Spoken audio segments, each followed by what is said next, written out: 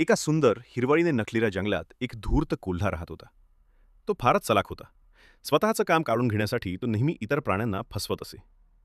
सगळे प्राणी त्याच्या बोलण्यावर विश्वास ठेवायचे, कारण तो खूप गोड बोलायचा. एक दिवस कोल्ह्यानं जंगलात मोठी अफवा पसरवली.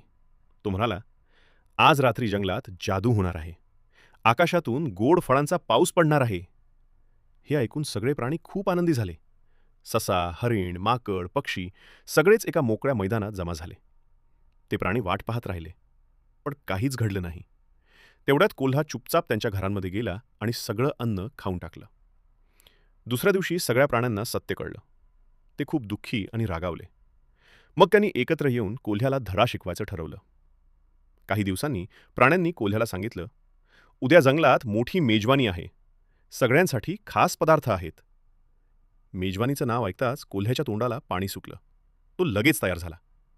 पण जेव्हा तो त्या ठिकाणी गेला तेव्हा तिथे अन्न नव्हतंच. तिथे आधीच खोदलेला खड्डा होता. कोल्हा त्या खड्ड्यात पडला आणि बाहेर येऊ शकला नाही. सगळे प्राणी तिथे आले. त्यांनी कोल्ह्याला समज दिली. तुझ्या चलाखीनं आम्हाला त्रास झाला, पण आज आम्ही एकत्र आलो म्हणून तुला धडा मिळाला.